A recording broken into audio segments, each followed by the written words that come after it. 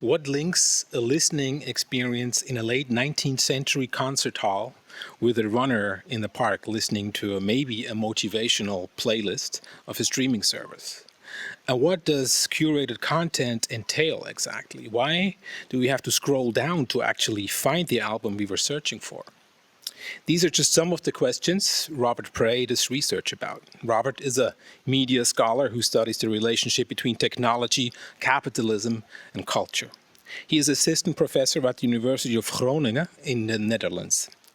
That's about 180 kilometers to the north of Amsterdam, 500,000 inhabitants and 50,000 students. That's a quite impressive number. So every 10th inhabitant of that city must be enrolled in the university where Robert teaches.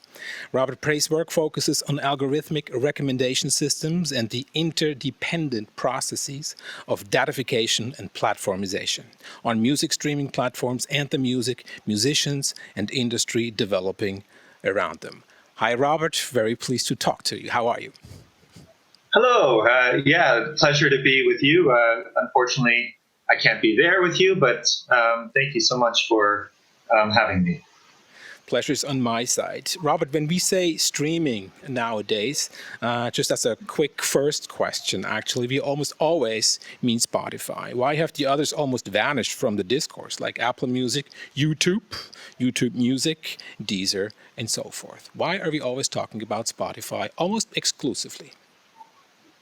Well, I think that's particularly the case in Europe. I think if you go to North America, Apple is still a strong player.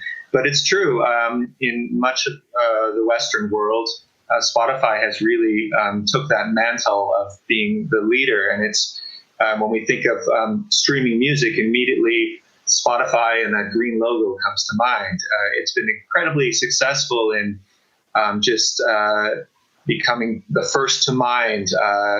And of course, there are so many other streaming platforms, Deezer out of Paris and SoundCloud from where you are in Berlin, and then of course all the Asian streaming platforms. But yes, Spotify has been both successful and extremely controversial as well, which has made it on top of our mind when we think of music streaming. If you take a step back a little bit, I would like to quote something short from a paper of yours, and I quote now. You wrote, "What truly distinguishes these services from previous forms of music consumption, however, is the data feedback loop they generate in real time. On contemporary music streaming services, all listening time is data generating time," unquote. This is like a continuous relationship in the record store, like 20, 30 years ago. In terms of agency, what do you think? What can we do to discontinue that continuous relationship we have to the streaming platforms? Do we have to download music more often, listen offline to it, listen longer to less music? What's to do there actually to sort of discontinue that ongoing data generating? Yeah, it's very interesting, isn't it? Right? When I was a kid growing up, and I would go to a record store and buy my favorite album, possibly for myself or maybe as a gift. That record shop would have a record of that purchase, but as soon as I left that store, they would have no idea, and neither would the recording industry and the artist behind the record. They would have no idea of how many times I listened to that album, where I listened to that album, how many tracks I listened to, or maybe I just listened to the first 3 tracks, right? So this point about all listening time being data generating time online, it really is meant to strike home the novelty of this situation where whatever we do, whenever we are listening to the streaming platforms, we are generating data. And I think for a lot of people, that makes them somewhat uncomfortable. There are, of course, many other platforms you can go to. I love Bandcamp, for example. It creates this great feedback, or I would say community with musicians. You're able to purchase records that you listen to on Bandcamp. And I think there are also many people who are, of course, very into vinyl nowadays. And I do myself. In the evening, I like to sit down and put a record on my turntable. But that's, of course, a relatively niche population. And it's difficult for most people to extract themselves from this data generating ecosystem on music, but in all other realms of life as well. Uh, Everything we do online is generating data. It's not just simply limited to music. So it's a bigger issue than just music, but it's certainly part and parcel of the music industry nowadays.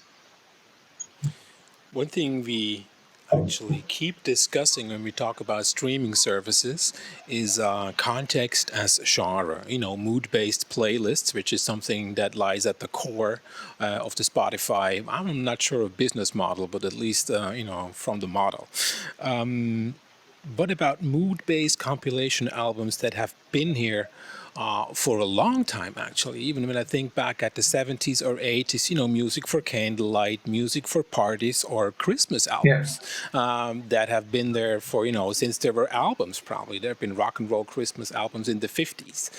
What's the difference there, as from context as genre, like today, all the mood-based playlists we have on the streaming platforms, and let's say a Christmas album or a candlelight album from the 50s or the 60s? What's the quality? What's the difference of quality between those two? Yeah, it's a really good question because you're right. The music industry has always been really good at repackaging music, taking old music, putting it in new packages, taking tracks from individual albums, repackaging it, and selling it to you as a Christmas album. So we're relatively familiar with these kind of compilation albums, or these albums that are meant to appeal to particular moods or particular contexts. And I think that's why it works on streaming platforms. In the same way that many of the same conventions associated with television appear on Netflix or YouTube, and this is why they work, right? Because we're familiar with them, and they fit into our expectations. They remediate older media forms. But I think Spotify in particular, let's focus again on Spotify. They've really made this push towards playlists, and since about 2014, really a push towards their own playlist, right? Editorial playlists that they create. And within that category, they've been promoting context-based or mood-based playlists over genre-based playlists. And I think what this does is it further pushes this sort of functionalist perspective that regards music as a accompaniment, something that accompanies you through your daily routines, but also sees music as an actant, something that acts upon you, right? It amplifies certain moods, it enables certain moods. And I think, as a lot of critics have pointed out, this implies a shift from asking, what is this music like, to, asking the question, what is this music for? And like you said, this is by itself is not entirely new. There are some critics who blame this kind of lean back, passive listening or context-based listening purely on Spotify, but I think that gives too much credit to one company. Music has always been used in these sort of functional ways. The majority of music that has been produced for background listening, pouring out of restaurants and retail stores, or in the background of commercials. But I think definitely Spotify has made it easier to listen to music in this sort of functional way, and it's sort of made this more mainstream and made the affordances of Spotify, you could say, promote this type of listening. Now, in other words, you could say that we as listeners have always been sort of categorized, compartmentalized, and classified, so to speak, since the beginning of pop music as a form of cultural industry, right? But the Yes. context today, sometimes, I don't think it's very precise. If you look at, it's like workout, party, chill, sleep. Should we really be that much worried about being targeted by categories and contexts that are so broad and so unprecise? Do they really know how we listen to music based on party, workout, chill, sleep? Isn't there more to life than this? Yeah, it's interesting, right? Like they have certain dominant categories that I think you could say that overall it makes sense. People often look to music when they are getting ready to go out for a night, and they want music to party to, right? Or when they are winding down at the end of a long day, they want music to chill to. So there are these categories you could say make sense, but of course, in no way can that capture all the creative and interesting different ways that people use music. And so it is limited, like all types of categorization or attempts at categorization are limited. But that's not the point. I think over time, what is interesting or perhaps worrisome for some people is that perhaps this, especially for young people, I have a daughter who's 9 years old, and for her, she can't imagine a world before streaming platforms, before YouTube and before Spotify. And so she's going to be really, her first experiences of music are really going to be through these platforms and through these ways of categorizing and pushing music towards people. And so I think that can really shape how people develop their music tastes, how people see themselves as music listeners, and how music culture develops. Oh, I'm sure she's going to discover Daddy's vinyl one of these days. So Oh she's yes, privileged in that sense yes. also. One of the things I keep wondering, if we talk about those categories, a lot of them are sort of,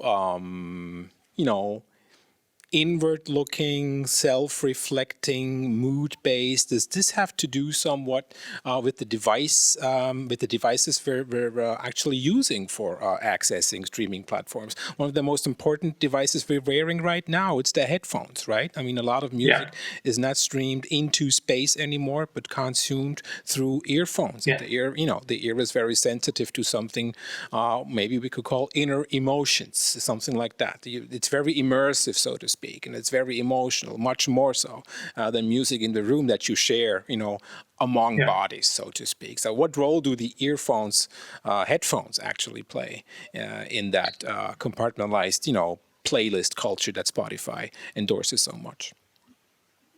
Yeah, I think you're really you're touching on something really important there.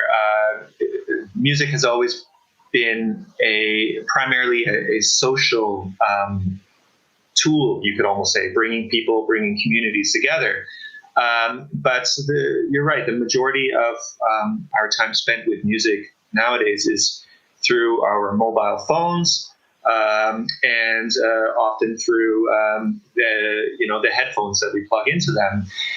And so this creates a much more personal experience with the medium, and this sort of engagement or interaction between the human agent and the technology that mediates the music and the music itself. But I mean, this also has a history, right? That goes back much longer than Spotify. Maybe you had a Sony Walkman when you were growing up. Did you have a Sony Walkman when you were growing up, Toby? I was very mad that it wasn't a Sony. It was a Sanyo, actually. And so Okay. when I had jobs as 15 or 16-year-old, I was able to get myself a Sony. So this is another endorsement I didn't want to make. But yes, I do remember the Sony Product Walkman that was placement. introduced in late 1979, I believe. That's right, and maybe you remember this. So in 1979, precisely when these Sony Walkmans first came out, I guess a lot of people don't realize this or forget this, but the Sony Walkman had two headphone jacks, that's very interesting because we often talk about the Sony Walkman as being sort of the first technology that individualized music, that personalized music, because people were listening to music entirely on their own with headphones. But actually, the designers of the Sony Walkman, they envisioned, two headphone jacks that people would be listening, or could at least listen to music together. But that's not how people used it. People didn't really use that second jack, and in future models, they took, they streamlined the design of the Sony Walkman and left it with one headphone jack. So we can see that it's also the way that people use these devices that ends up shaping above and beyond, shaping these technologies beyond what the designers initially envisioned. But one thing I remember back from the 80s, actually, that whoever wore a Walkman or a similar device usually was a teenager or not much older. And nowadays, every age group wears headphones, even in public. You don't have to be hard of hearing. You don't have to be a teenager. You can do that as a 35-year-old, as a 50-year-old, as a 60-year-old. Everybody wears them while jogging, while working out, while riding the train or public transport, even in the cars sometimes. So that's a big difference there when you talk about diffusion. So how many people do that?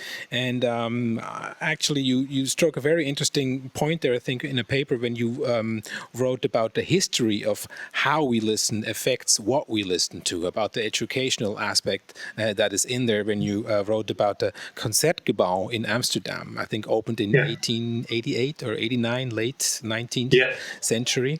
And you described that as an effort for the elites of the city who were not thought of as very refined earlier on in Amsterdam compared to other European cities among Europe. What kind of listeners do streaming platforms favor or even produce or bring about? I mean, we know what the Concertgebouw wanted. He wanted to, this was a space that wanted to create a bourgeois elite of an upcoming European city, right? It was part of a culturalization process. Now, what about Spotify? What kind of listener does Spotify want to produce?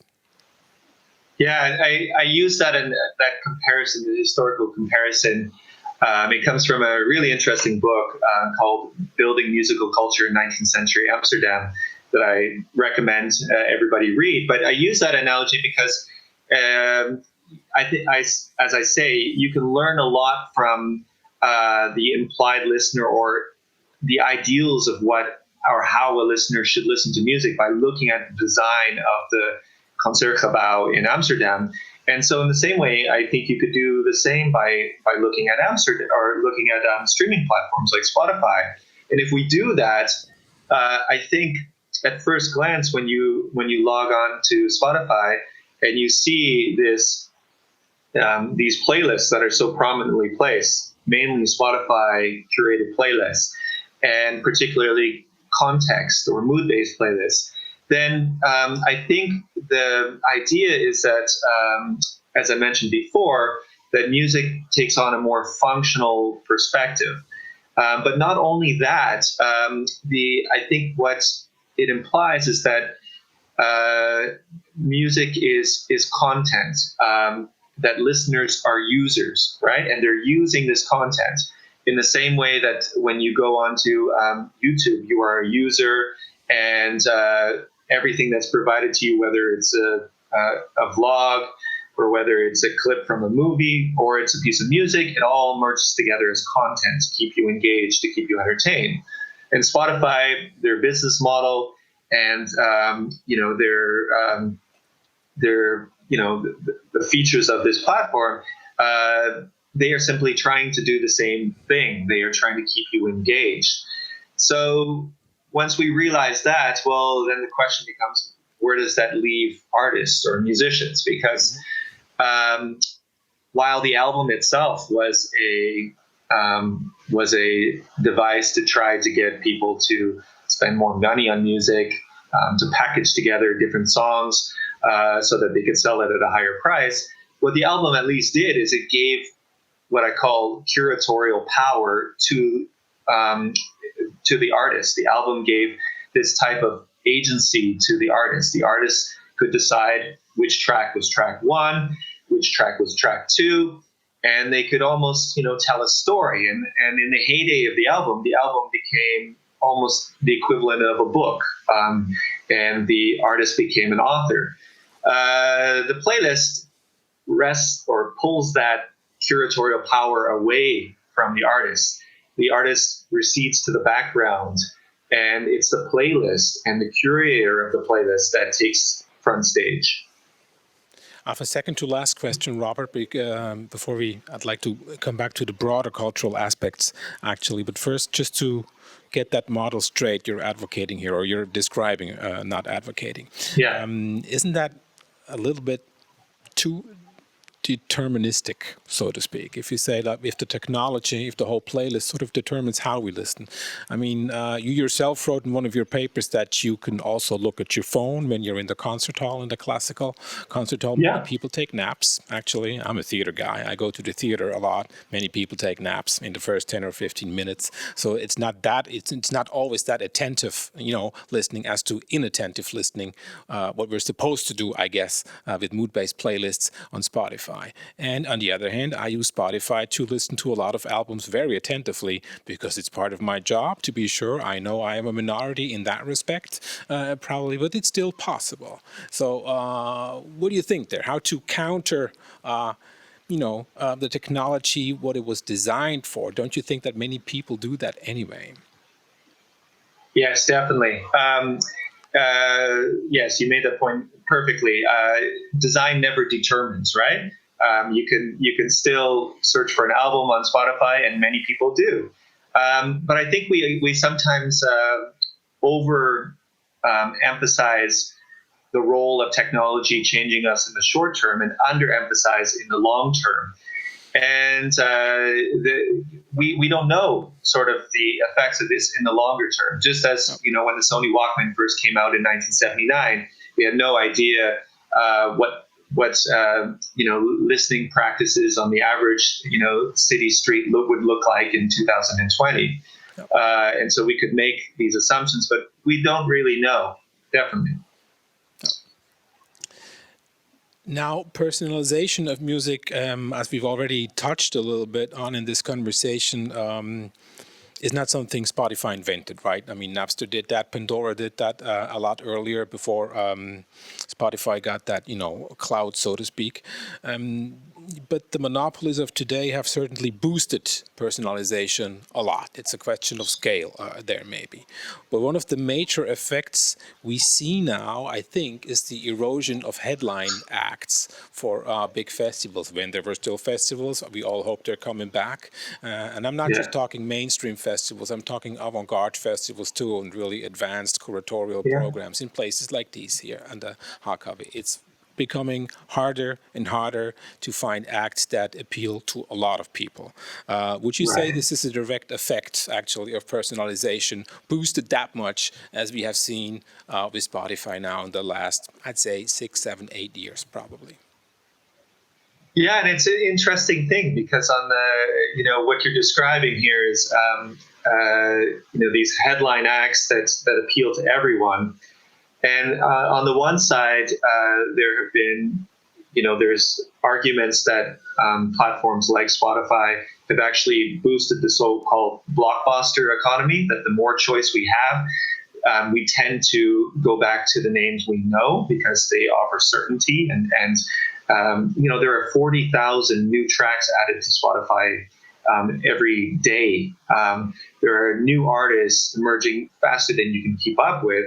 And so there is one argument that people want to go back to these blockbuster names, these headliners, because at least there's something you could share with your friends, right? But there is another argument that precisely what you're saying, that what we're having is a sort of fracturing of musical taste.